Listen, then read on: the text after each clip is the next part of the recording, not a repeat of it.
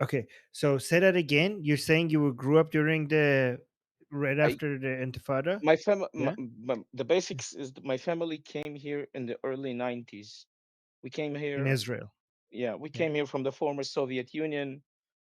We came here in the early 90s, so I lived through the second Intifada, uh, through all the operations in Israel, protective edge, all of them.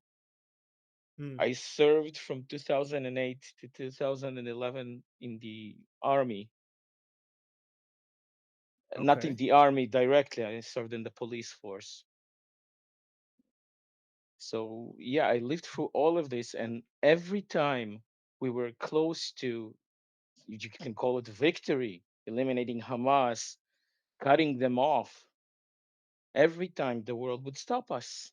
US, especially the United States, like they claim the Jews control the world. I think it's the other way around. People Yeah, don't see that. yeah, Uh, So and like it's we frustrating, isn't it? yeah. So you go to work, you you keep this in mind that you can be attacked at any moment, just like it happened on 7th of October. I woke up like 20 minutes after it began. I remember what I was doing that day. Just like Americans know, everyone knows what he did on 9/11. The same here, Mm. 7th of September. Like, it- I know So what exactly does that minute like by minute what I did that day and where I was. on October 7th? Yeah, and how I saw it from my own eyes. Mm. It was terrible. I thought it was some sort of sick joke when I saw the white Yeah. vans going around the road on live Mhm. TV, like from lives from people that were streaming this. This is some kind of sick Purim joke or something. Like, what is this? And then you know, it it started revealing itself like a very very frightening thing. But Yeah, before I ask you something, I'm going to tell other people. By the way, guys, anybody who wants to speak, just raise your hand. I saw Yamiel raise his hand. So I'm going to go to Yamiel after this, but I'm just going to ask Comrade Shifty one more thing. So um, I just want to understand, how does it feel though to, like, do you get used to it, like living in Israel and thinking that this is never, or do you feel like this is never going to end? Do you, is the stress so constant that you don't even feel like it's there anymore, or is it a constant battle? I'm going to add Asi. I saw Asi raised his hand. I'm going to add him or her to the list. it's Him, I I think think. it's Yeah. individually affecting everyone differently. Some Mm. people lived through more stressful situations than I am. I mean, yeah, I lived under rocket attacks, but people went through actual terrorist attacks and survived. Just imagine how hard it's for them. I mean, I have my own Right. PTSD from my service, but that's different. Damn, man. Yeah, Yeah. I don't know. I just, it's just hard for me to imagine how Israelis live with that, because I don't think most people in the world. Because do you consider the possibility, like, because so many people want Israel to be completely gone, wiped off the map? Is that like a crisis that is on your mind, like to that leave our Israel? country? Yeah. Hell no. Maybe No. my Okay. parents because they're afraid, but no, hell no. I'll fight to my last breath for this country. Well, I have thank you nowhere for your to go. service. I have nowhere to go. Mm. Let's be honest. Soviet Union does not exist anymore. And they told us if you live for Israel back then, it was before the Soviet Union fell apart. So they told us, listen, it's very simple. If you leave, you're no longer a citizen, not of the future Russia or Ukraine or whatever. You're citizenless. So either Israel or somewhere else. Hmm. Okay.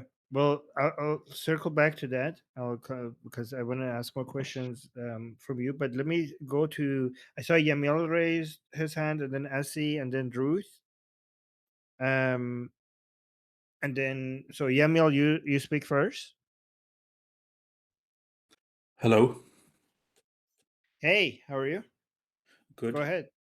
So, uh, I have a question about how could we respond to the BDS movement? Because yesterday I read in the news that the biggest grocery store chain in my country uh, decided to boycott Israel 100%. And Oh now some wow. Yes, and now some people are deciding to boycott it, but mostly it's just Christian Democrats who do said it. So should we? What do you think about this counter boycott idea that we boycott anyone who boycotts Israel? Is that like a smart thing to do? Hmm. I don't know. It might backfire because it would be. It might also work as an advertisement of the BDS movement because more people might hear about the BDS and what supermarket is that? Like, what is the market that starts Like the that biggest, joined it's called the S like Market chain. It has big, large, and small stores all over the country, Finland. Finland? Yes. Wow, that's a big move. Is it really that bad in Finland? Like, are there a lot of anti-Israeli views in Finland? Is that common? Uh, yes. Like 10 meters from my house, there is a pro Hamas sticker with guns and everything. Shit. Um, what do you think? What do you think is like? I don't know. Like, I don't know if the boycotters would that be an advertisement of the boycotters? I mean, do we have the numbers to make it? Do you have a competition to S that that supermarket in Finland? Like, are they the main player? Uh, Or do you have anybody that could compete with them? Because if they're the main ones, then it's like people. I mean, they have the leverage of not buying from Israel, but individuals don't have that much leverage. If the market is in there close to them, they're not they don't have the power to just go out of their way. Most people don't have the resources or the time and to just like go out of their way, spend more time and gas to buy from a different supermarket, right? So it's going to be like a big ask. Do they have any competitors? yes, there is a competitor. Like the S chain is more like has more socialist ideology, but there is another competitor, the K Market brand, which Yeah. is more private capitalist based, but it's a little bit more expensive. Isn't it? I don't know. My tactic is to just continue educating people about Israel and defending it. I don't know. I don't know. I have. I'm not saying it won't work. I just have less experience with boycotting those types of campaigns and strategies. So I don't know how effective that would be. So I'm just gonna say I'm ignorant about the effectiveness of that strategy. What I focus on is just doing, raising awareness about how Israel is on the right side of things and how this is all, idiotic. To boycott Israel, it just doesn't make any sense. I mean, if people want to boycott Israel, they should just get rid of their phones, their computers. They're like, they're using the internet. Like most of the technology around them comes from Israel. So how could they effectively um boycott? It could be a good idea to make an app to encourage people to go buy more from stores that have been boycotted, like an Israeli supporting app, right? Like if something that people could follow, like which products are Israeli, which stores are Israeli friendly, so that people could maybe buy those. I don't know if an app would be a good idea. I mean, you could also, they already made apps for boycotting Israel, for boycotting different products. So we could just use their apps and just reverse what it's asking us to do. Everything that they say that not to buy more of this. I don't know. I haven't don't have much experience in this.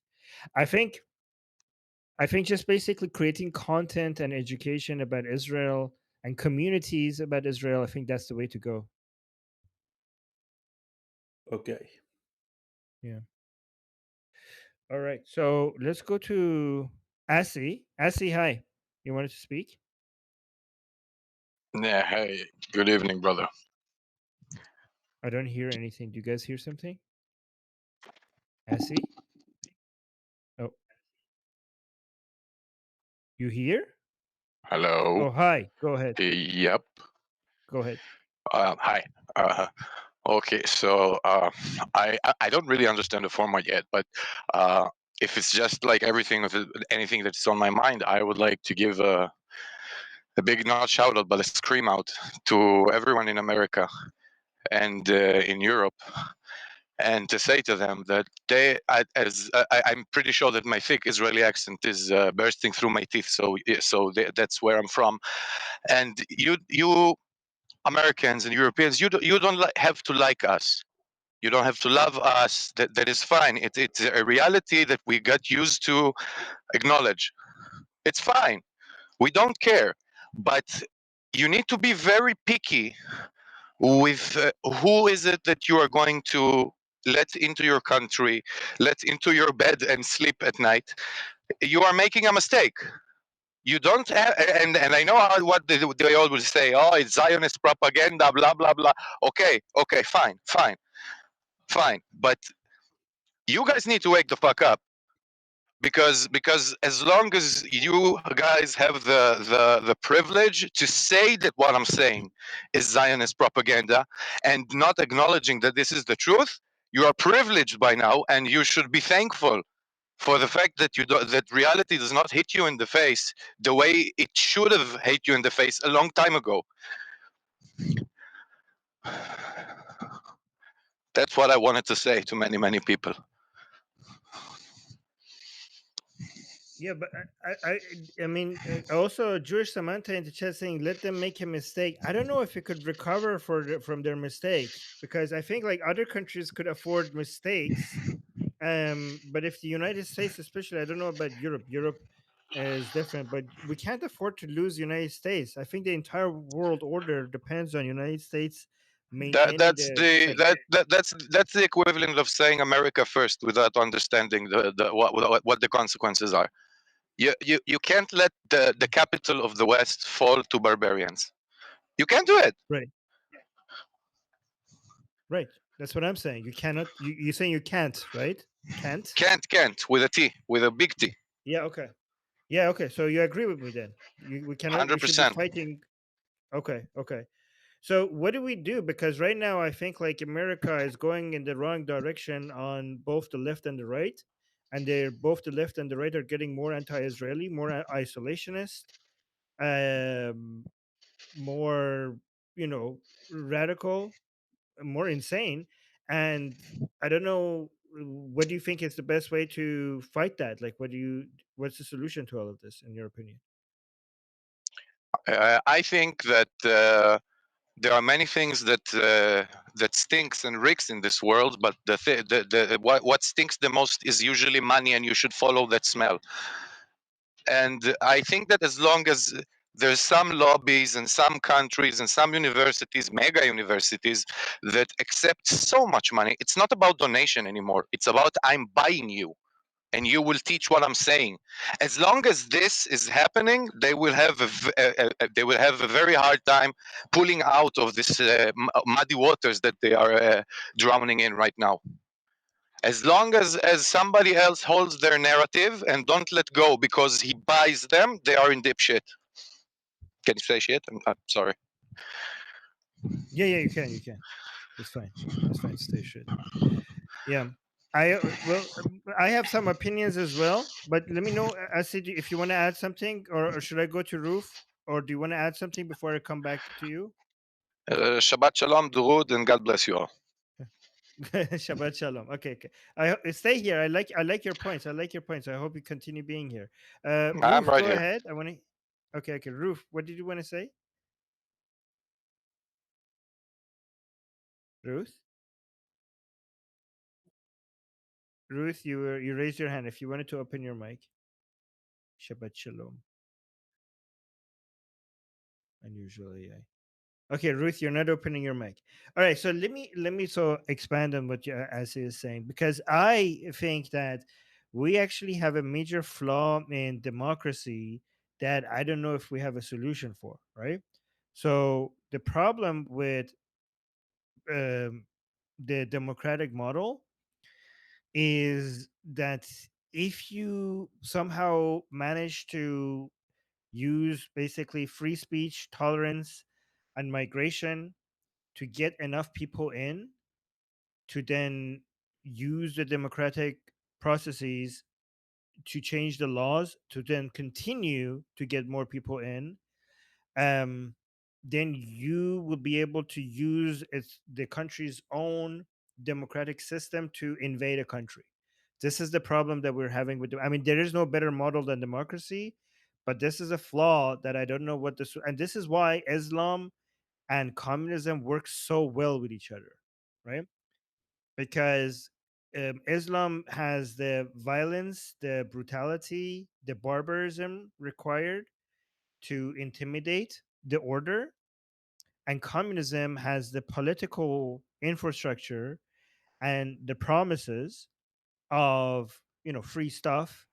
So the way that it used to work with both Islam and communism is that if you wanted to, these are the two enemies of the Western world order that we have had in place since World War II, and then completely dominated the world order since the end of the Cold War, right? But both communism and Islam, the way their forces fought against Western powers were through military, and also Nazism, military. But the problem is that because Western models work, they become more prosperous, meaning that they become more wealthy, meaning that they could afford better armies, and that's why the countries that were their models were Nazism, communism, or Islamism. They all uh, were defeated by countries with Western model or the modern Republican model. Um, and but the thing is that so they were all defeated, and that's why the modern Republican tradition that started from the French Revolution and then the American Revolution and then World War II, and then the Cold War eventually made them completely dominate.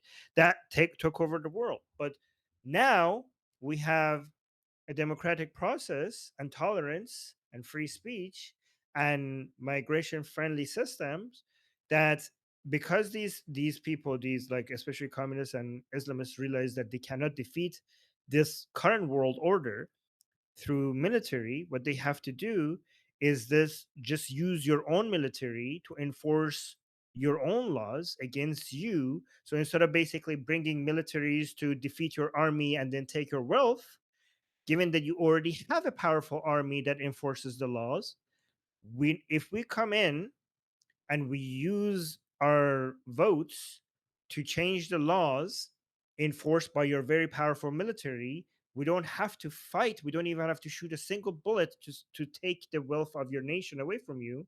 We will just vote in a way so that the people who are generating the wealth will have to give it to us, forced by your own military, because it's the laws that we have now decided.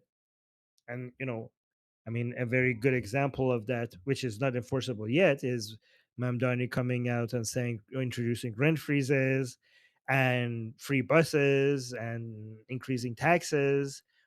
I mean, Mamdani would have never been able to get elected in New York if New York's demographics had not changed. A lot of people like say the people in New York forgot 9/11. Why are they voting like this? But the truth is that the people of New York have not forgotten 9/11. The people of New York have changed. These are not the same people. The people in New York are not the same people as the people of 9/11. These are new people. These are different people. And this is going to continue. So I don't know how to fix that. Like, there is no fixing that. So we just have to prepare for the worst of the worst, in my opinion. I don't know if it does. Anybody have a more optimistic perspective of this? So Ruth is having technical problems. She cannot open her mic. So I don't know. There's a mic button there. If you click on it, it Now doesn't open. That's a it's shame. working now. Oh, I think. I now think there it's we go. working. Fantastic. Yes, yes, we can hear you. Go ahead. Okay. So you asked about whether it stresses us out to know that we constantly have someone, a lot of people wanting to kill us. And I did live in Israel for 31 years. I don't live there anymore. Um, it's kind of part of being Jewish. Everyone throughout history has been wanting to wipe us out. I think we kind of come to at least I came to terms with it at a pretty young age that, it's just something you don't really keep in the forefront of your mind or you're going to go crazy. Um, it's just part of being who we are. Um, when it comes to boycotting people who boycott us, I personally think I personally do that, just because I think that personal choices do matter, even if you're not organized, even if you're not like a big group, your individual voice does matter no matter what. Hmm. That's how I see it. Did you feel safe in Israel? Yeah, for the most part. Do you feel safe? Do you feel? I don't know if you want to tell us where you are now, which country, and if you don't want to tell us, I'm in the don't tell us. United But States. okay, do you feel? Did you feel safer in Israel or in U.S.? Um, and I think I actually feel safer in Israel. Oh, okay, that's interesting. That's very interesting. That's very telling. That's basically Zionism confirmed right here. That's why we need But but I Israel. don't Yeah. I don't stop, like, I don't not do things. Like, after October 7th, I put up an Israeli flag in front of my house and it didn't come down until the last hostage was home. And a lot of people are Oh, afraid to do stuff like that, but that- I was like, "No, I'm an Israeli, I'm not backing down." did you get any shit for that? Um, Not really. I'm sure that there were a lot of people who were upset by it, but no one came up to me and Hmm. said anything. A few people came up to me and said that they liked the flag. No one came up to me and Oh, said nice. anything negative about it. And I live in a college town. That's okay. That's sweet. That's good. That's actually very good. That's very up to. That's good. Okay, I'm gonna ask you and all of you another question. That what you said made me think of a question. But before I do that, Comrade Shifty, you raise your hand. You wanted to say something? Yeah, I wanted to say about the safety in Israel. Most of the people that you will ask in Israel will say, yeah, it's safe. But again, it depends on the situation, depends on the time. But people here feel way more safe than in other countries, period. Yeah, That's my opinion. I mean that makes a lot of historical sense because historically, even if a place was friendly towards Jews, it only took one political shift in the wrong direction for all of that to for all of a sudden to everything turn against the Jews. So even if that's why if you historically look at the experience of the Jews where they were, you can never trust the current conditions. The only way to be actually safe is to just uh, to determine your destiny yourself, to take control over your destiny yourself instead of relying on other world powers and other empires. I saw Asa, you raise your hand. Yeah. Um, I wanted to say that about what the other participant just commented about this security in Israel. Um, Lots of countries around the world can credit us, can critique us, and tell us that every decision and everything that we do is because of I don't know, some sort of oxymoronic Judaism, Nazism that we have in our heart, which is complete bullshit. And while they're saying it, we can do whatever we want here. So they can say that we are wrong and we are racist and blah blah blah. But basically, it's like what the prime minister of Poland is saying. You can walk around here and nothing will happen to you. So who's the idiot? Wait, I don't. Can you explain that to me? What do you mean exactly when They you critique Israel and they say in America, in yeah, Europe, that everything that we do is so terrible and so bad, and that we yeah. and blah blah blah blah blah blah blah blah blah. And but you can walk around in the street and nothing will happen to you. You are completely safe. Now no one will try to kidnap your daughter. Besides Mm. the horrible example of October 7, nobody will tell your daughter to cover up, or that it's not time to Oh, eat in the train because it's Ramadan. It will not happen here. None of it. right. Yeah, yeah. So you're saying they have double standards because you're a free democratic country, and they don't give the same criticism to all of these tyrannies. They don't criticize them the way they They criticize my, Israel. my problem with them is they don't understand what democracy in rough situations should look like. They know how Mm. democracy should look like in peacetime, which is great. Everybody likes peace, but in wartime, democracy cannot act as if it's peace. It cannot, because yeah, But what I think is that they don't understand that democratic principles applies to your citizens, not to that's right. areas That's right. to So people that are not I citizens of the country. invite you to try to litter in the street in Japan. See what happens to you. Is it democracy? Of course it's democracy, but it's their democracy. You can't litter in the street in Japan. Okay? And Mm. now, but you may say it's not democratic. Well, all he did was throwing a little trash in the street. You put him in jail. You're giving a fine of I don't know how many hundred of thousands of yen. Yes, Yeah, I mean, democr- being a democracy doesn't mean you don't have the rule of law. Having your own laws doesn't violate democratic principles. In fact, it requires laws, enforcing laws.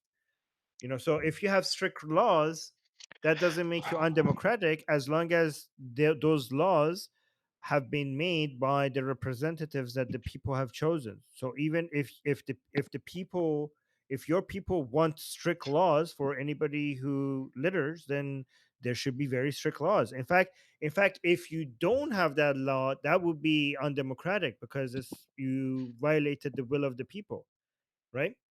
So people are like, oh my God, this is a very strict law. This is undemocratic. No.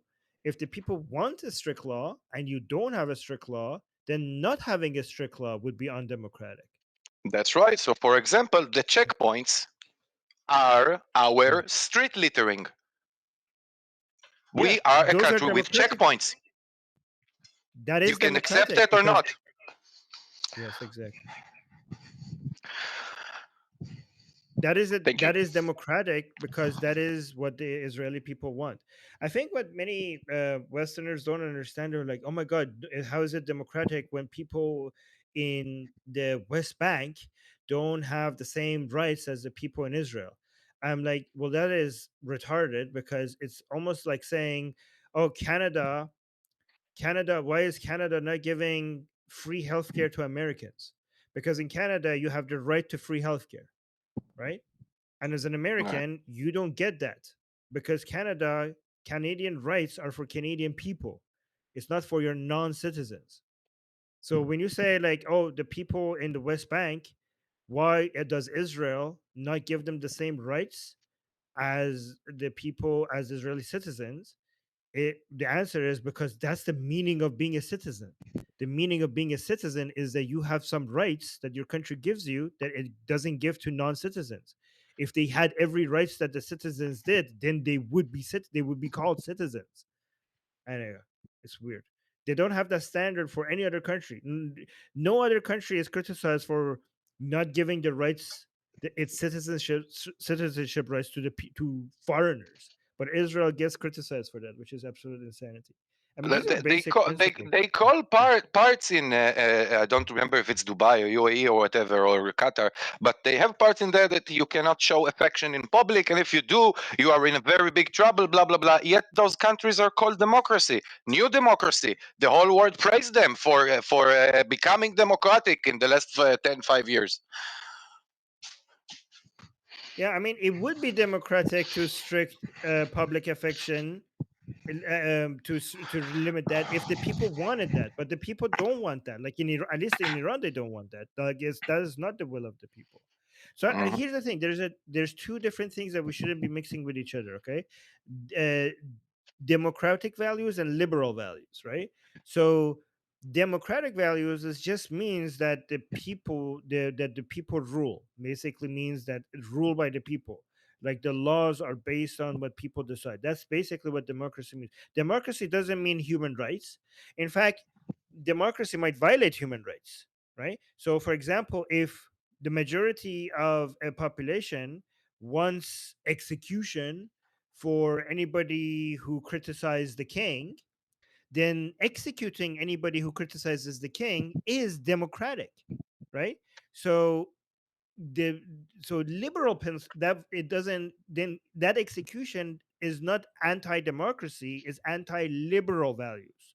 And this is why liberalism and democracy are at odds with each other, because liberalism um, limits democracy. Democracy means that whatever the majority says goes, even if it's a violation of human rights. That's what democracy is. Damn That's why straight. we don't believe in yeah. That's why we don't believe in absolute democracies. We believe in liberal democracies. And liberal, by the way, I don't mean leftist. Liberal means classical liberal values, right? So basically, Yeah, free yeah, speech. liberal of the '90s, not of today.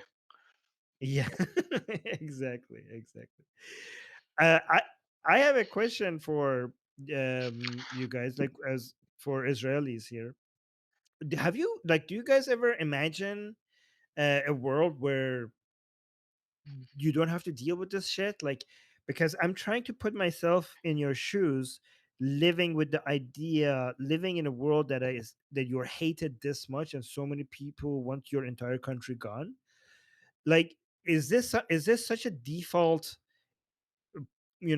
position? Like, is this, are you so used to this that you don't even think of a world that it's not like that?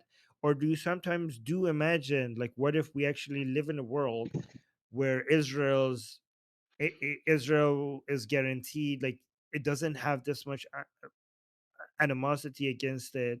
Not that not there are not so many people around the world, because there is no other country in the world that its entire existence is being threatened like this. Only Israel. But do you ever imagine what if we could live in a world where that was not the case? Or is that like a completely uh, a dream that you don't even imagine because it's so far away from reality? I have an answer, but I feel I gave too many answers, so maybe Uh, someone else would like to. I think Uh, Ruth wants to answer. Yeah, I saw yeah, yeah. Ruth raise her So hand. Yeah, okay. a few years ago, another Iranian asked me um, when anti-Semitism would end, and I said never. Wow. Um, it's, I mean, it would be nice, but it's not something that I expect. No, Why?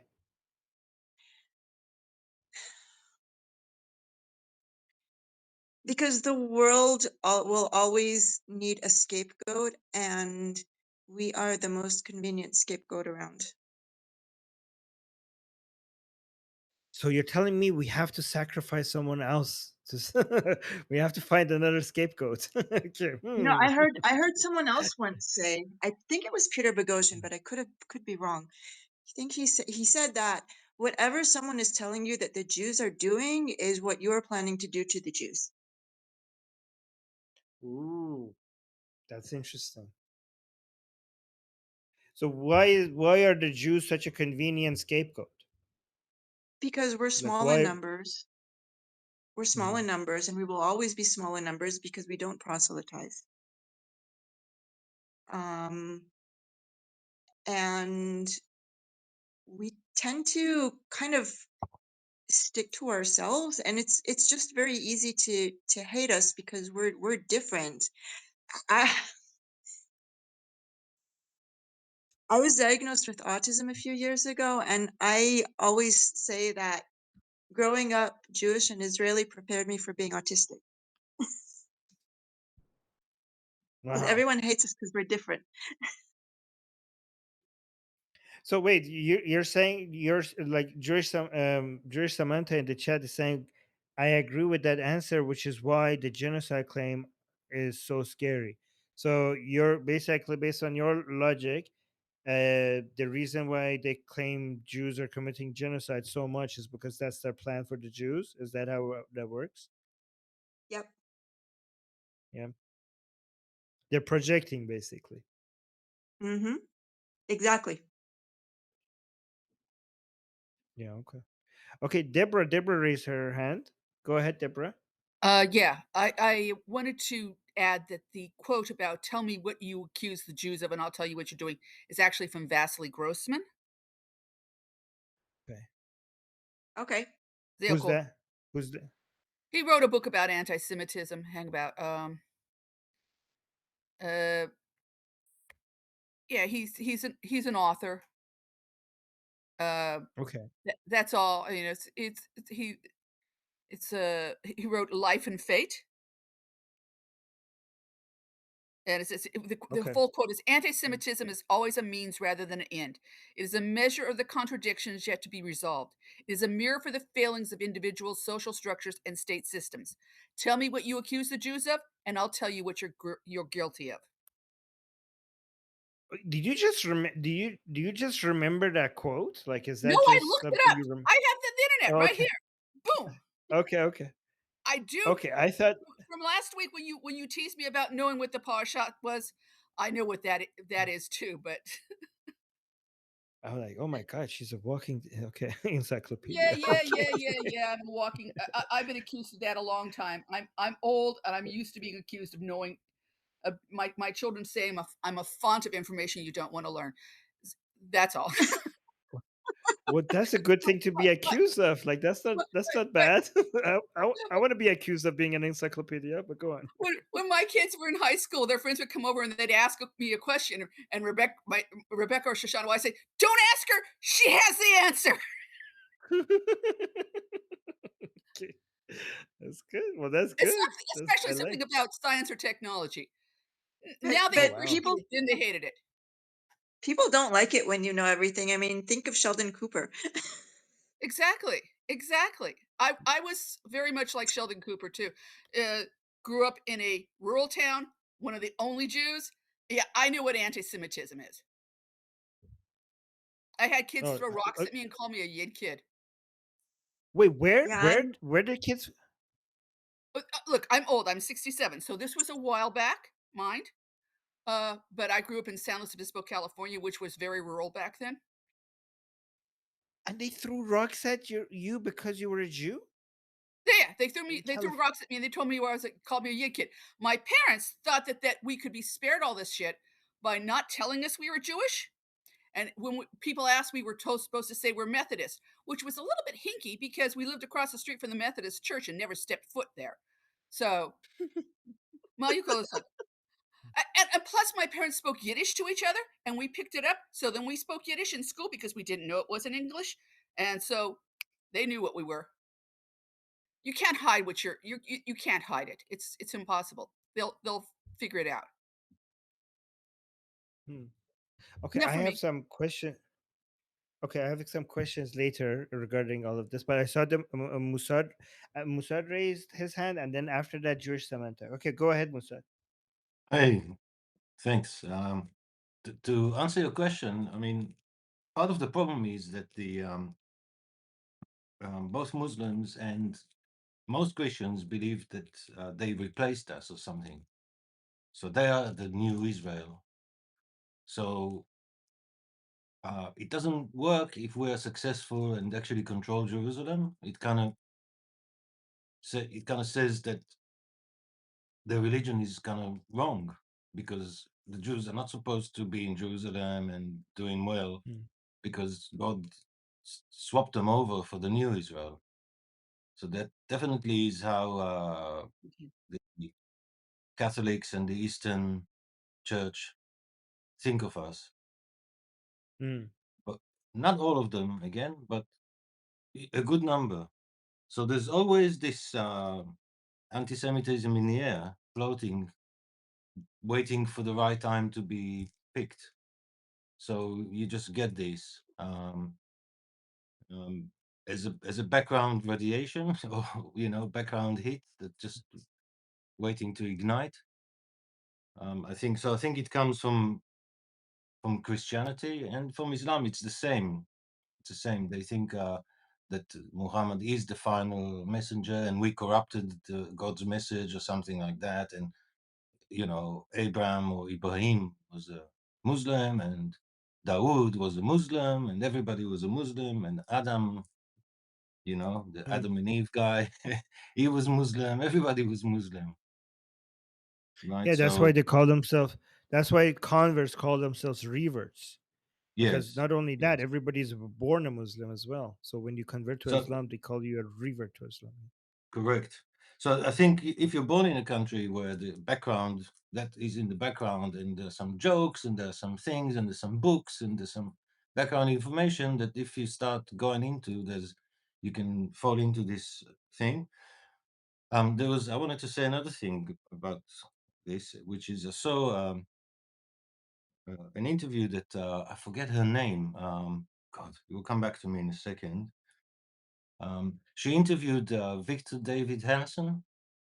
I think that's his name. He's an American historian. He's very, very good. And normally he talks more about current affairs, but he kind of did a lecture for her effectively about the history of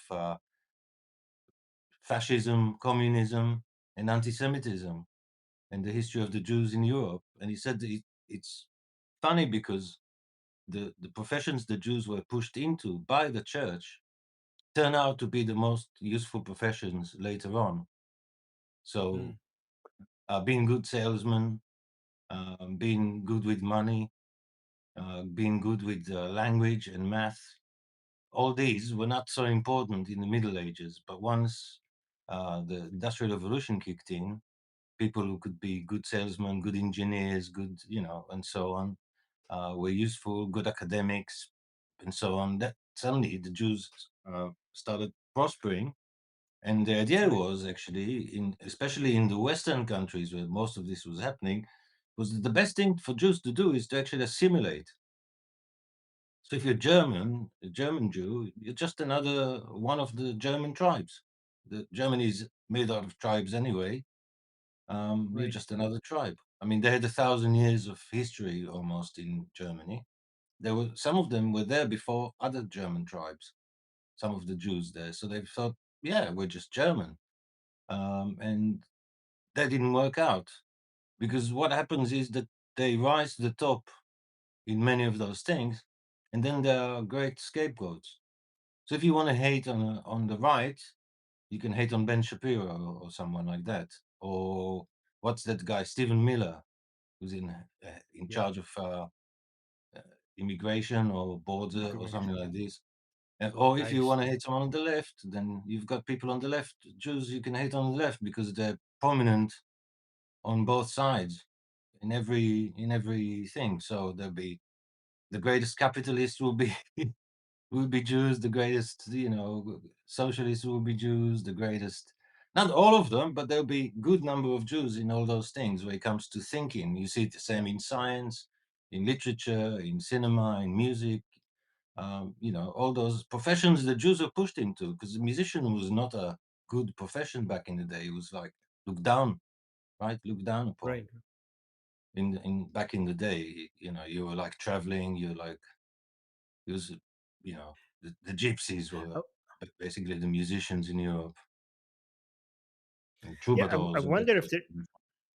I wonder if it's an accident that with the fall of the royal class and the rise of the merchant class and the importance of intelligence and trade and banking and finance, is it a coincidence that everything that the Jews eventually became good at because they were kicked out of everything else? was eventually Hmm. the same things that was required to get ahead of other people eventually, or is there an explanation for why? I wonder if there's a good explanation for why everything that the Jews focused on and became skilled at was And eventually turned out to yeah, be it's exactly the things that were needed to progress. so he says, for Yeah. example, all these names like Goldberg and Silver or Silverstein and so on, they're actually names that were given by the non-Jews to the Jews Right. because it was looked down on, right? So if you were like selling jewelry, you were not a serious person. You were like, it wasn't Yeah. a respected job. So to call someone Yeah. Silverstein was a bit of like a mockery, or I don't know what the best word in Yeah. Yeah. English, but Yeah. The royal class was above the merchant class, but eventually the merchant class took over. Yeah. yes. So when Um. people talk about the merchant class, they actually mean the Jews. But I actually wanted to Yeah. make the same point I made before, but with a bit more substance. So if you do like ChatGPT, the latest Intel chip, where was it developed? And it says It's not. Intel has major R&D and design centers in Israel. That's the first line. And when you dig further, you see that America actually relies on Israeli tech. So all these people that say they Yeah. want to is America only, this is one of the answers, because if you want this technology to go to Russia and China, then they'll have Yeah. the best AI, because a lot of AI development is in Israel. They'll have the best GPUs. They'll embargo you, not you. Not, it wouldn't be Trump that's saying, "Oh, China can't have this new GPU." It'll be China that's saying that America can't have their GPU, which will be faster. Yeah. Do they want to lose this edge? All America has is technical edge, is brain edge, is the ability to. With Yeah. Israel, they don't need to bring the people. So what they do, America what actually will happen benefited is a there will lot be. from. Sorry, just Yeah, you're what right. we'll have to do Yeah. is they will have to bring lots of Indians. That's what will happen if they lose Israel as a collaborating team. They will have to bring more Indians. You need Yeah. twice as many Indians to do what the Israelis do. Simple. You Yeah. just need Okay. twice as many. All right. Let me go to that. Those are a lot of interesting points. Okay. So raise your hand again if you can, because every time you open your mic, I just write down a lot of interesting points. Yeah, so I saw Jewish Samantha was next, and then after that Asi raised his hand again. So Jewish Samantha, go ahead. Yeah. Glad to have So you here. actually, the reason I don't have a Jewish sounding last name is because my paternal grandpa couldn't get a job with his last name because it was too Jewish, so he had to change it. Oh my God. Jesus Yeah. Christ. So something that's actually kind of interesting to think about is so like the overwhelming majority of diaspora Jews, like over 90% of diaspora Jews, live in an English speaking country. And like at the start of the Zionist movement, very few Jews actually spoke English. So, like most Jews in America came to America somewhere from like the late 1800s to like 1920s when they started putting up the quotas against Jews coming to America. And what's also interesting to um, what's it called? Like to a bit of Jewish history. So Jews in America, on average, generally descend from the poorer European Jews because those were the Jews who like felt the effects of anti-Semitism first in Europe and first needed to like get out of Europe. And I actually think in a weird way that has like a huge psychological impact on American Jews compared to like Israeli Jews because American Jews, their ancestors left to Europe where the richer, more assimilated Jews could still have a degree of safety. Well, it's like Israeli Mm, Jews, they tended to leave a Europe or like a Middle East where no Jews were safe, where that was it. They were the last mm. Jews who had to flee. So I think that has an interesting like impact on American psyche, where American Jews kind of think the world as being like a place where if you're assimilated enough and liked enough, you could be safe outside of like Israel. Interestingly, this is a very old discussion because even before Zionism was a movement, like even in ancient times, Jews had a debate over whether we should be like assimilate with the rest of society or just be ourselves. Like this goes back even back into ancient like Hellenization. So for Mhm. example, I mean, Jews under their different orders, for example, there was a time that was popular for Jews to become more Greek like, you know what I mean?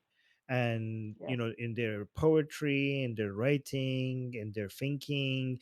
And some other Jews were consider these Jews to be, betraying, um, you know, their Jewish way. And this Mhm. is an ancient debate. And even when It's the an ancient. Zionist movement started, yeah, go on.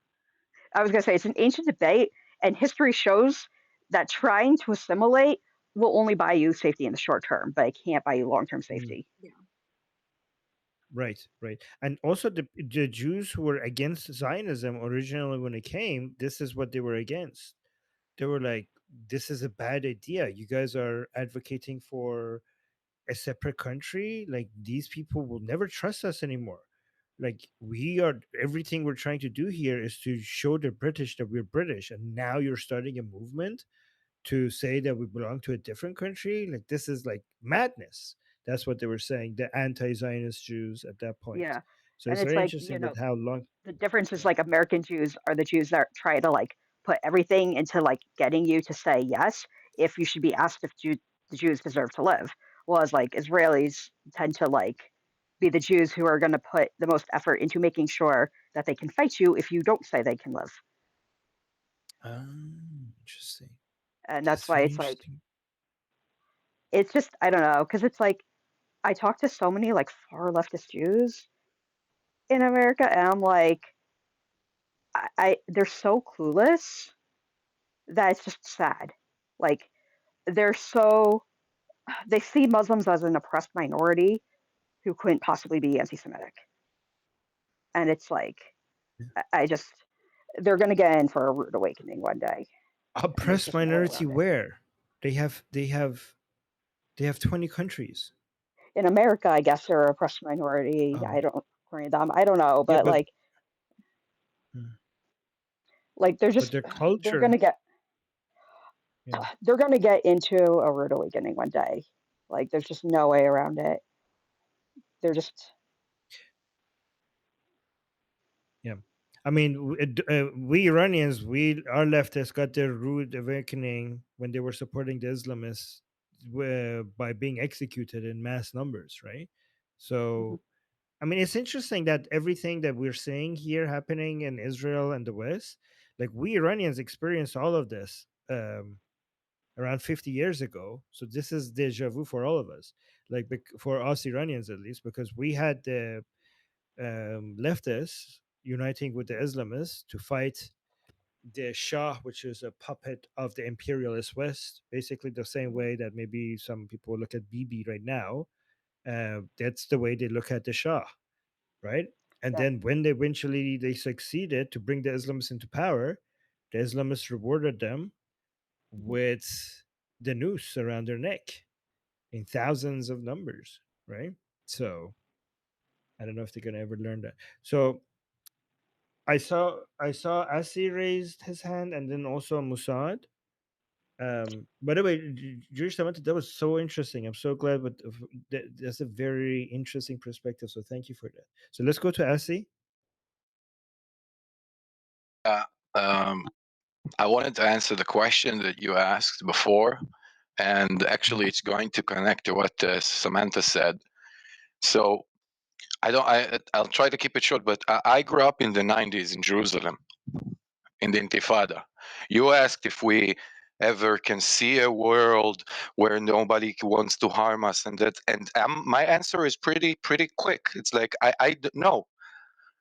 I was born into an Intifada, into an actual Intifada.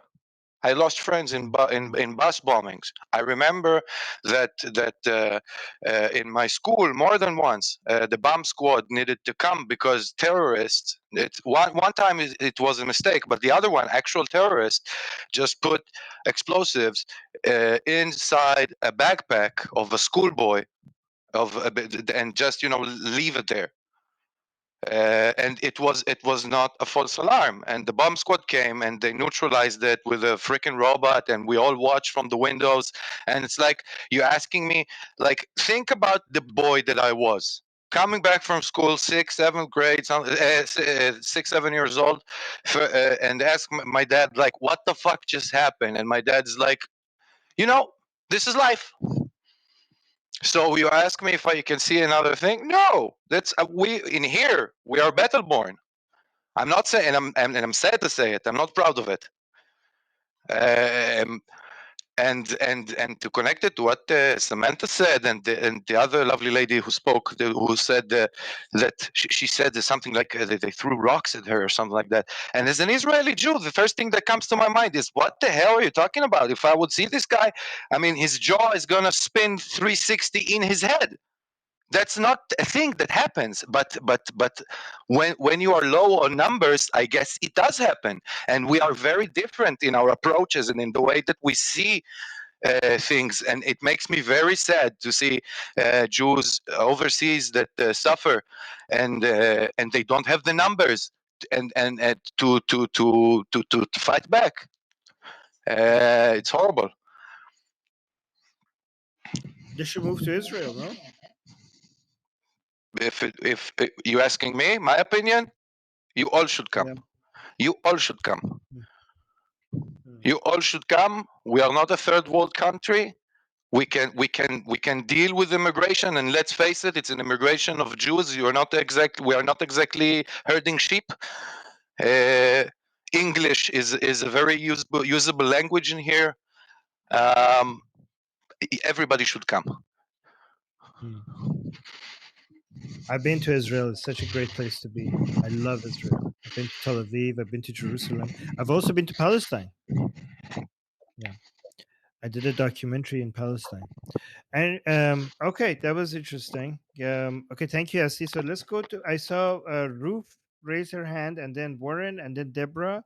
So Ruth first, and then Warren, and then Deborah. Ruth, go ahead. So, Asi mentioned the second Intifada in the 90s. When I Right. tell people here about what was going on in the 90s when we were trying to implement the Oslo Agreement, they don't Oh, believe me. They think I'm oh making it shit. up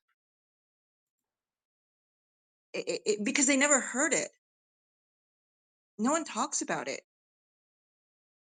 No one talks about the fact that every time we tried to move forward with the Oslo Agreement, we would have a rash of suicide bombings in the country and sniper attacks and whatnot. And it was like clockwork. Every time there was a movement on the peace agreement, that's when these things would happen. And I think that, and I originally supported the Oslo Agreement, but as these attacks happened more and more, I was like backing away and backing away. And the final straw was when we found out that Arafat was funding them. But people don't believe it.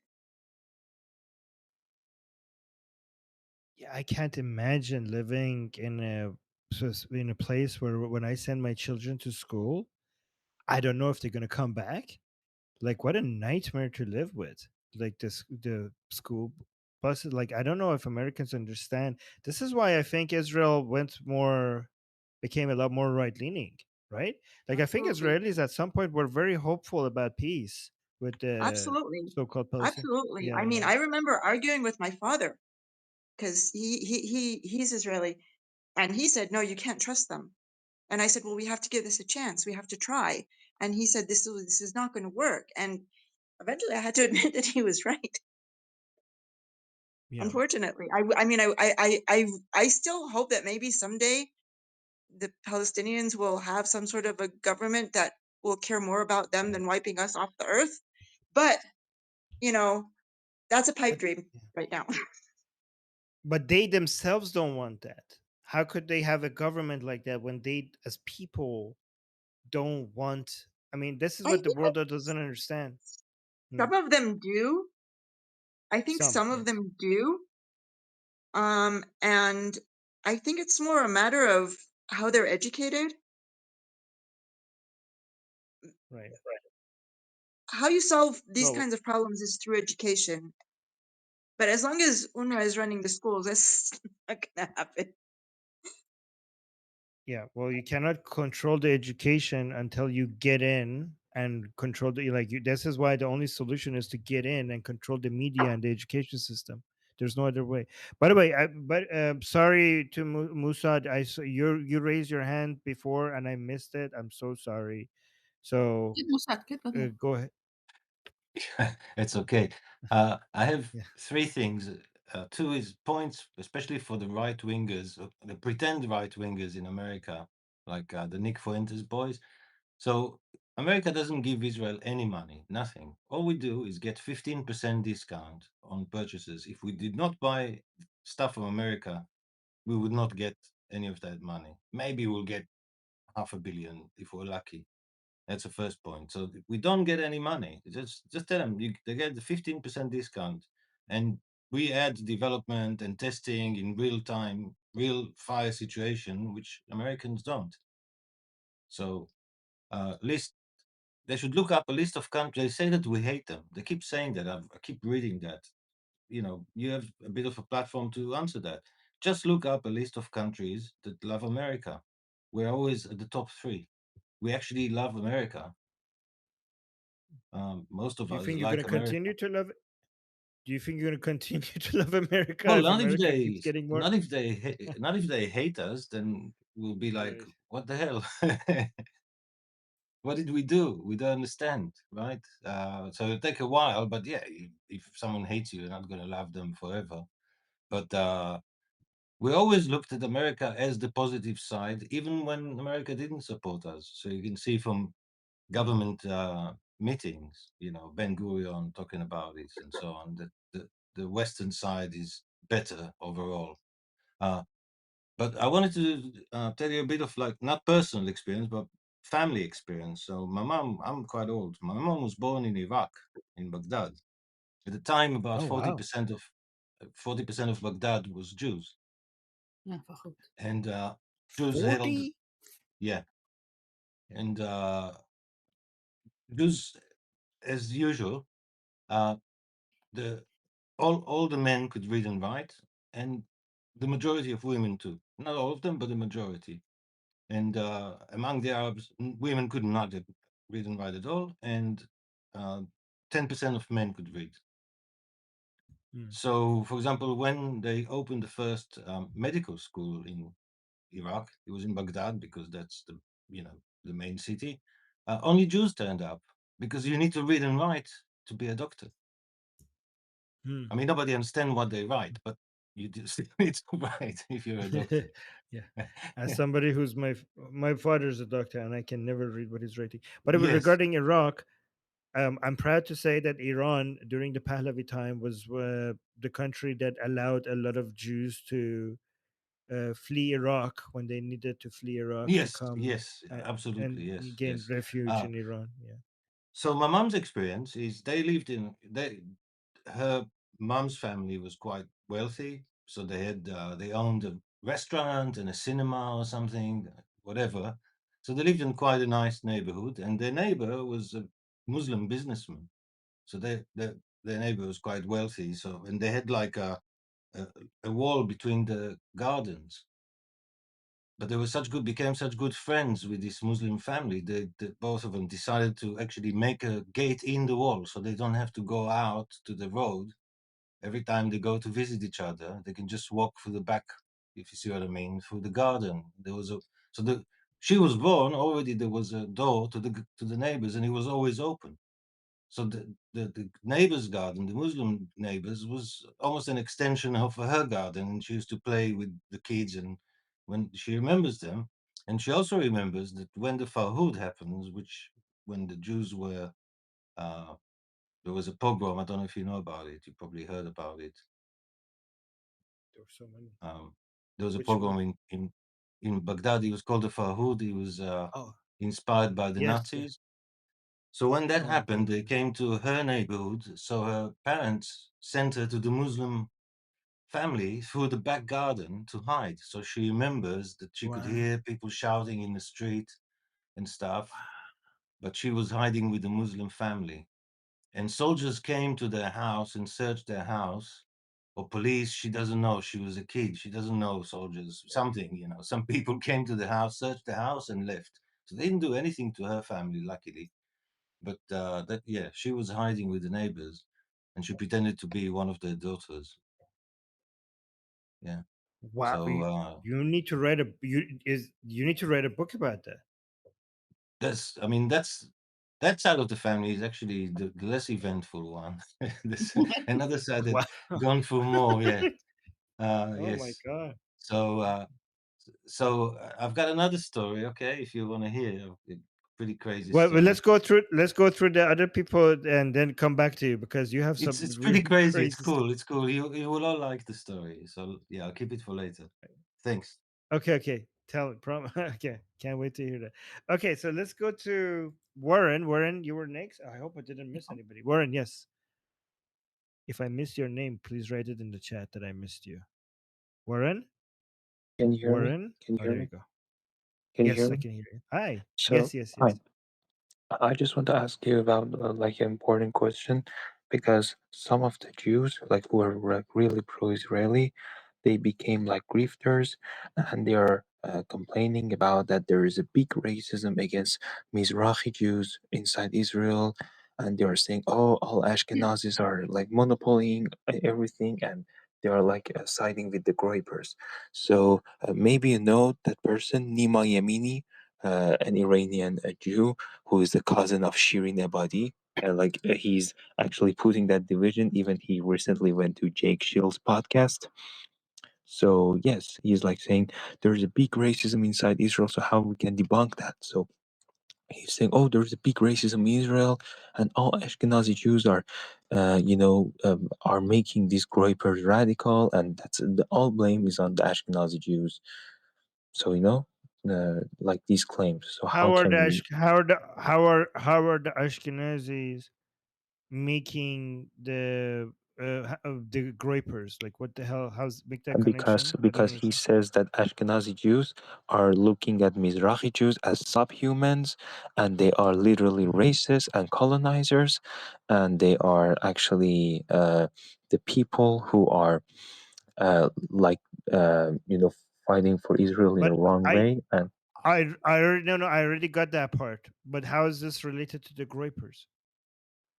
so it related because that person invited to Jake Shield's podcast, and many groypers actually made propaganda out of it and said, "Oh, Israel is racist to even the Mizrahi Jews who are from." Okay, okay. So my understanding, and I will let other Israelis correct me if I'm wrong. My understanding is that earlier in the history of Israel, there was double standards, but that's mostly gone right now in Israel.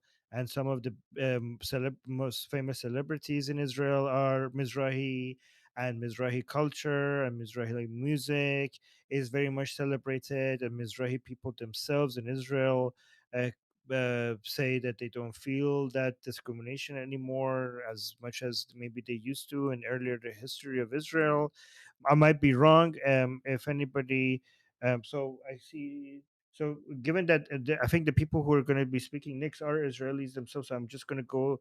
I see Deborah raised her hand for. So Warren, I think other people here will be able to answer your question better than me. So I'll just let them answer. So anybody who wants to answer this, also raise your hand, and I'll put you in order. So yeah, so Deborah, and then Sabra, and then Asi also raised his hand. So let's just go through these people. All right, so Deborah first.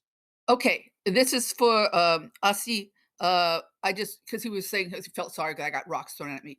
Don't feel sorry. My mom grew up in the ghetto. She had to deal with a lot of shit.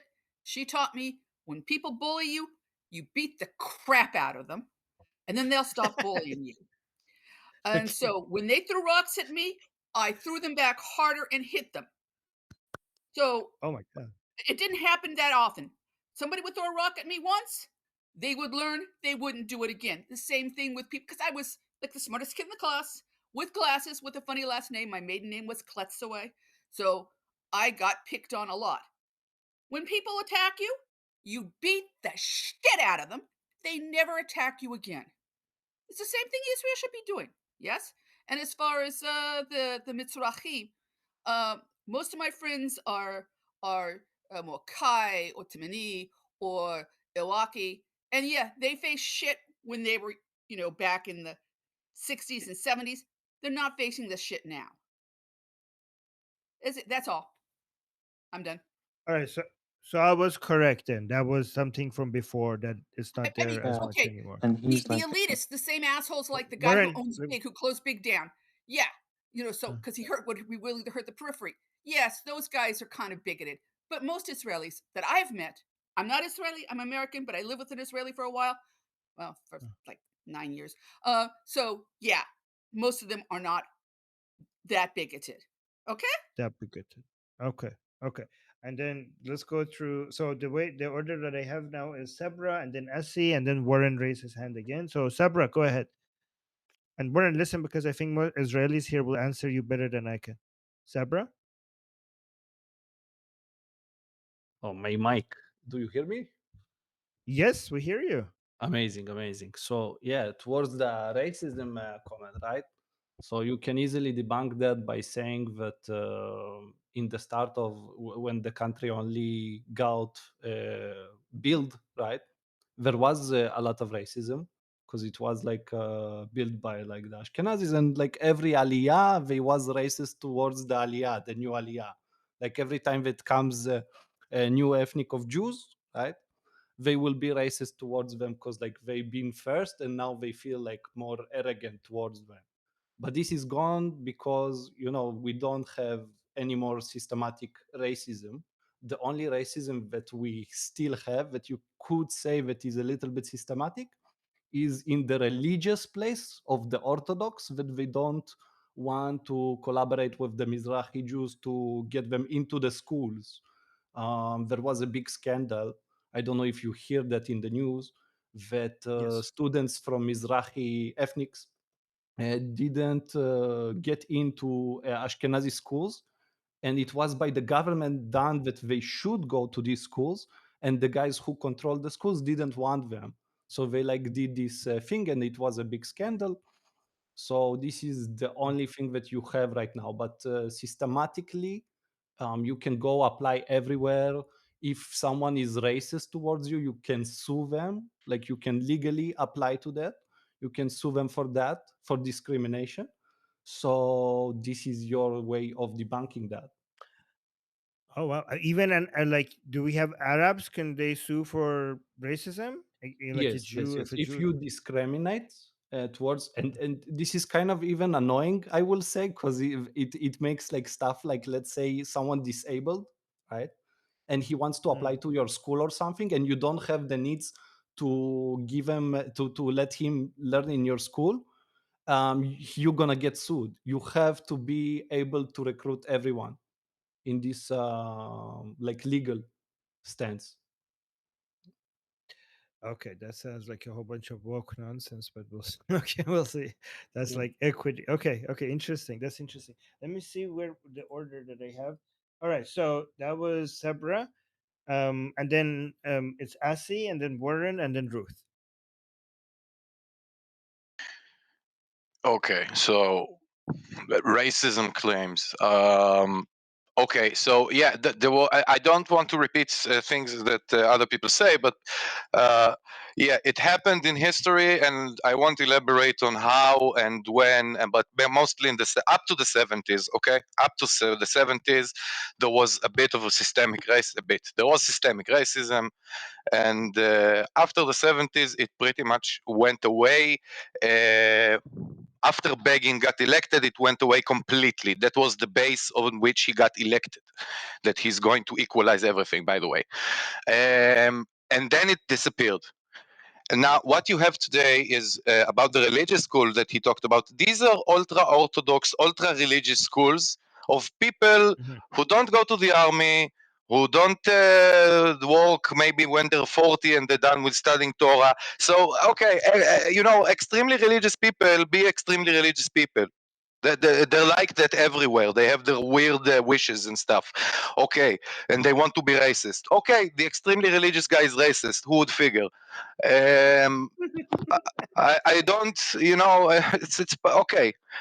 Um, what I do feel that we have here right now, which is more relevant, is we have archetypes, typecasts of the left and the right in Israel, okay? And they have, the left in here have a code name basically for a stupid person, Bibist or Bibaboon, a voter of Bibi, okay? And the typecast of a Bibist is usually of an Eastern descent. Now, it's a double-edged sword because they are the left and they can't say that because they are the left. They can't be racist. They can't say it black on white that that every supporter of Bibi is an unevolved Middle Eastern descent. So they don't say it. So it's a weird thing. I don't necessarily put it on racism as much as I put it on left versus right propaganda that goes a little out of control. But if you go individually into every person who used this term "bibist" and really talk to him and sit down with him and try to find out whether he's a racist or not, probably will be disappointed. He would not be a racist. But when they're Okay. shouting slogans, they're all idiots together. Okay. Okay. That, okay. So Warren, you got your answer. You got a lot of answer from Israelis. You came and asked a question about Israel, and Israelis themselves answered you. This is the best place to get these answers. Oh, who raised their hand right now? I saw somebody. Oh, Musa. It was Musa. Go on with Warren. It's your turn. Yes, I'm here. I'm also so sorry. I thought for 1 second that he's not finished. So I just want Yeah, to say it's okay. I will appreciate it. And so another comment that I want to ask is like I just for so first of all that was like for from something before, but what about like like the Jews who are actually getting really distracted by these ideas, some ideas because um like some of them who are like literally pushing some propaganda who is like against for so-called Zionism, what they say, for example, in the West. So how can we actually counter this propaganda in a most effective way? Because those people can claim something, and their claim is easy and and really understandable. And if we want to actually debunk those claims, we should explain a lot about all these facts. So what's the solution Right. to explain to them in the So, easiest way? Can I? so what? Yeah. Am I So let able? me. Oh, sorry. Yeah. Let me just add you, Sabra, to the list. So that we go in the same order. Okay. So and you could answer that as soon as we get to you. Okay. Because right now I have Roof, the Musad, Yamil, and then Sabra. Okay. Go on, the Musad. Um, Sabra, don't forget the question that what you wanted to say. Sorry if I'm going in order, but go ahead, Musad. I'll be more relevant this time, hopefully. The best way to measure integration of different groups in society is intermarriage. Israel has the highest intermarriage rate in the world. So, we- I mean, everybody I know is married to someone of a different ethnicity.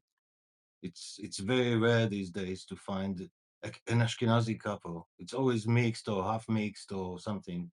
My family Mm. is mixed. My brother is mixed. My other brother is mixed. My everybody I know, it's like everybody is. You know, if my generation is not mixed, then the next is, and the third is definitely. And it looks, and you can see it on the street. It all evolved into this kind of slightly darker than European, but not, not quite dark thing. It has become uniform. And you ask someone, where are you from? And you say, oh, my dad is Iraqi, my granddad is Iraqi, my grandma is Polish, my other granddad is from Morocco, and my other granddad is from Germany or something. So that's the best way to measure, and it's also the best way to. It's also relevant to another thing, which is why some Israelis, keep saying there's no such thing as a Palestinian people, because Palestinians' intermarriage rate between the different groups is very, very low. So a Palestinian from Jaffa or Jaffa is very unlikely to marry a Palestinian from Shfaram, even though they're in the same country, because they are different. So it's Well, there is no country called Palestine, but I get it. yeah, the people who call themselves Palestinians, I respect it, what they want to Yeah. call themselves. I don't agree with it, but let's you know for the sake of the argument, they're actually not a real group because they are not mixing with themselves. Where an American from New York could marry someone from Seattle or wherever. It doesn't matter how far they are, really. If they meet and they want to marry, they'll marry. But in Israel, they could be 20 miles apart and they will not marry Hmm. because it's different clans and no, it's they've got an expression for it. It's not one of us. Mish something, I forget. Interesting. Yeah, not one of us. She's not one Yeah, of I don't. us. I'm going to her. This is why I never understand what is a Palestinian. I never get a good answer to that question. The Um, only the only consistent answers that I get is anti-Israeli, right? So yes, that's the only thing that defines them. But there's nothing else. Yeah. to a large degree, this is true. I don't know if it's completely true, but it's yeah. Uh, Yeah. I can wait with my story to the end because it's a kind of a, if you want, I've got a little story for you. Okay. Let me just quickly go through Yemil and Sabra, and then add you after. And then after your story, we're gonna call it a day, okay? Because after that, I have to go. So let's end it with Musad's story. But let's go to Yemil, Sabra, and then we're gonna hear Musad's story. That's actually a good way to end tonight's call. So let's go to Yemil. Hello. So Yeah. the anti-Israel thing in my country is very big. So I always get, sometimes I'm a student at university, and yesterday I got a magazine that has how Israeli universities are participating in settler colonialism and genocide. And for the past 2 years, every single magazine has had some article about Israel and how it's bad. And we also have to pay for it because you have to be a member of a student group at university. So you have to pay like 50 euros annually. And then we get magazines like this. Yeah, I never understood how the natives to a land could be colonialist, and how the Arabs that came from somewhere else, they're not the colonialists. I never understood that logic. Like they they came from somewhere else. They had an empire. They took this land by force.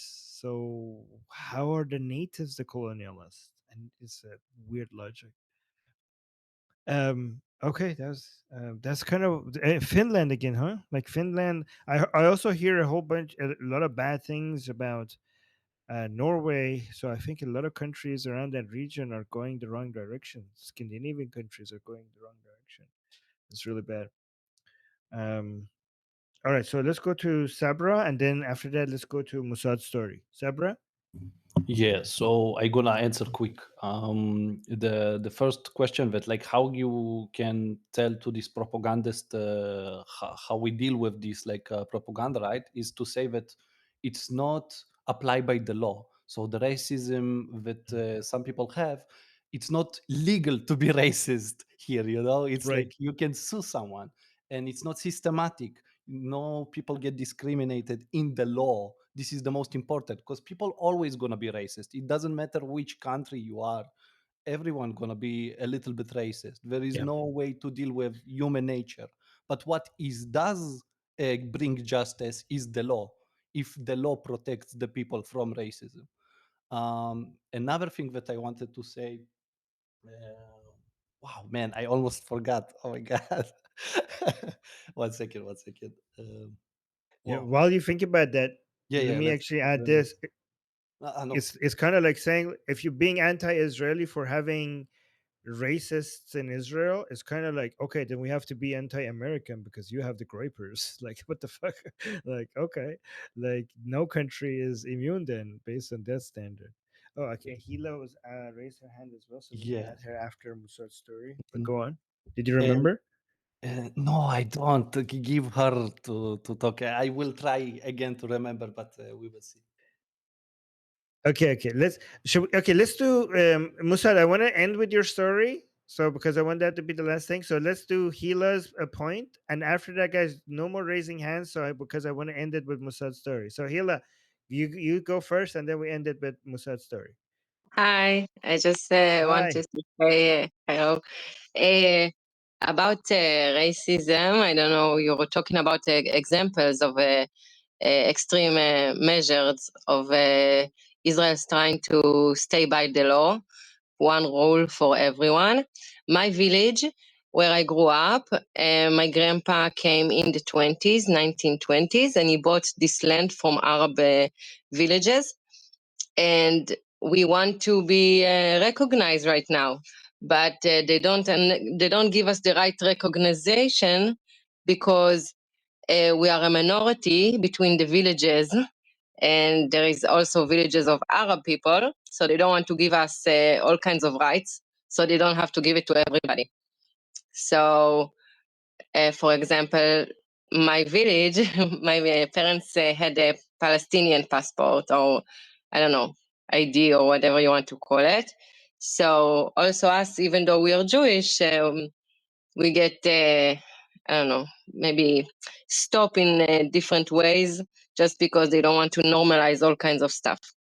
So yeah, the law is equal and it's complicated, and I can say from personal experience, it's very equal, very, very. Yeah.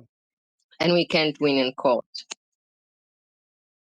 Yeah, we need to talk. Let's actually talk about this more because I have some questions. Because a lot of times when I tell people that the law is equal in Israel, they keep pointing out that bill that they wrote, and I forgot what year was it, that they said Israel must be considered a Jewish state. They keep pointing to that to say that, well, that's discrimination.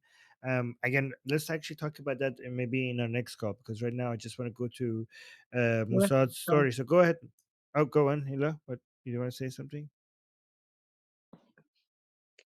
I said you can ask me about this kind of stuff. I have personal experience and a lot of Yeah, stuff. There is a lot of example of Arab Muslim villages, but also we have Jewish villages, and we're stuck in the same category. There's no difference. We're just a minority, so nobody knows about us. interesting. That's very interesting. Again, a lot of you need to write your own books. So you have so many interesting experiences. Hila, you need to write a book about your experience with the peace talks. Um. Okay, Yeah. You so made me think Musad, about it. Thank you. what? Yeah, I made you You think made me about it. think about it. Yeah, thank you. Yeah. Okay. Okay. Good. Yeah, I mean, Okay. these days with ChatGPT and all that stuff, it's a lot easier, Yeah. you know, Yeah. to translate as well and so on, you know. Yeah.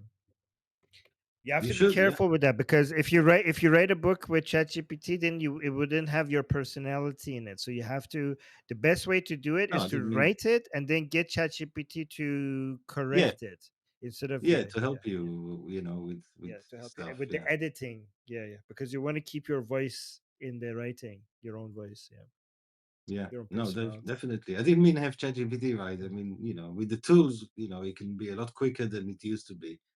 You know, it used Yeah, to be yeah, that with the typewriter back in the day, yeah. with the bell, Anyways, I'm every waiting long. for your story. I'm waiting for your story. Okay, so I mean, What's the hopefully story? it's good enough. My mom, when she was in Baghdad and the Fahud happened, there was a cousin who was older Explain than her. explain again what the Faoud is, like It was a the Nazi-inspired, Nazi-Palestinian collaboration to cause chaos in the Arab world against Jews, okay. basically. So it was Okay. the Mufti of Jerusalem. He got some gangs together and they went. I think it was in the market in Baghdad, and they started attacking Jewish shops and customers and stuff like this. And there was a wave of attacks against Jews. But anyway, in one of these events, this cousin of my mom's, she didn't really know her very well. She was just a girl, little girl, and the cousin was 20 or so, and she just had a baby, that cousin. And she was in the market when it happened, and she was killed, and the baby disappeared. They couldn't find the baby. So they assumed that Jeez. Arabs kidnap the baby, which happened before. So it was, it was a thing. So they think, okay, they'll probably raise him as a Muslim now, and that was it. And occasionally they'll mention this cousin, and oh, she was so sweet, when they were in Israel, they were kicked out of Baghdad, and they end up in Israel. And she forgot all about it. And a few years ago, she and a friend, they saw an ad on Facebook for this Romanian tour. Like, you get a tour in Romania, you go on a boat on the river, and they take you to all the cool places, to see old places in Romania. So they thought, let's go. So she went with her friend, two old ladies, went on a boat, with the guide and there was a group of Israelis on the boat. And there was one Iraqi guy that was talking all the time to his wife. And my mom heard his accent, so she asked him, where are you from? And he started talking. And she realized that's the baby that disappeared. What? Yes. From what he was What? Are, telling her about his life, he told her, well, my mom died in the Fahoud, and some wait, what are family the did. odds of that happening? Just randomly come across Yeah. them in And again the and same and we're baby? talking, it happened 60 something years after. So the guy was 60 something, my mom was 70 something when it happened. And she met him. It's the guy. So he was adopted. So he was taken by another Jewish family. They were smuggled to Iran, which you mentioned, and then they flew to Right. Israel. And he was adopted by an Iraqi Jewish family, and he grew up, not knowing anything about it. But they told him, you've been adopted, and your real mom, she died, and blah blah blah. And when he told her the life story, she realized that's the guy, that's him. And she said, so who's your mom? And he told her, yeah, that's her. So that's the story. There you go. It's Okay, pretty that's crazy. I couldn't believe it. I couldn't that's believe it. It's so yes. unlikely. And he lives in Jerusalem, and my mom lived all her life in the north. So it's like unlikely to meet, and they met in Romania. That's it. That's the story. It's Okay. less heavy than, World War III or whatever. The thing that happened in Iraq, what did you call it again? The Fauz? Farhud. So they spell it in English Farhud. Farhud. HUD. Don't worry, there's a conspiracy about it too, that it was inspired by the Mossad and so on. Like everything. Like Farhud. every fact was created by the Mossad. This needs to be a movie. What year was Yeah, this? actually, there was an Israeli movie about this, but it wasn't great, I don't think. It was called the, the, the Dove Fanstia, they call it, or something. It was like they grew Soon doves. with AI, so many people will be able to just make movies in their so I think all of these are going to turn like we're going to have a movie for everything pretty soon. I mean, she So remembers like having to jump off the plane when they landed in Israel because there was no setup. You just jumped off the plane, and she was afraid to jump. She was a little girl, jeez. and there was like she remembered there was a soldier, and he said, "Jump, I'll catch you," and he caught her. She didn't. She doesn't know who he was. He was an Israeli soldier. Interesting. Yes, Comrade Shifty is saying 1941, if I remember my history class. I You think remembered it yeah, I think correctly. 41, 42, something like that. It's 41. I'm looking it up right now on Wikipedia. It was 41. There was a few events. There was the Fahud, and then there were like bombs and attacks on synagogues, all sorts of stuff. Things turned like really, sour. Everything was great up to then. They had really good relations. Like I said, they were so close to their Muslim neighbors. They actually opened the door between their houses, so they don't have to go out, Yeah. to the road to see each other. That's how close they were. So it's, and it's the same story again and again. The Jews Yeah. helped build Baghdad, and then they kicked them out, and now it's a shithole, basically. Yeah. I mean, it's always been the case that any country that is anti-Jewish and loses its Jewish population suffers a lot of suffers from it. It loses a lot of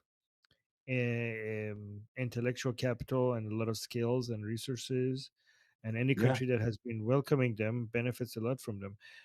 I think this is why America benefited so much from the rest of the world's anti-Semitism, because they got some of the greatest Yes. people on the planet Earth to come to them and contribute to the science and technology in the United States, and just made, Well, I if you think look the yeah. who won the war, I mean, the nuclear bombs was like most of the team were Jews. Yeah, exactly. Almost all of it. Yeah, most of the team were Jews. Yeah. And even yeah, yeah. But that Anyways, was okay, because so they that's brought great. German tech to America. So Hitler was Yeah, stupid. He exactly. lost all his brains. Yeah, yeah. I I tell I had a debate with Nazis, and they were telling me about how much the Jews control the entire world.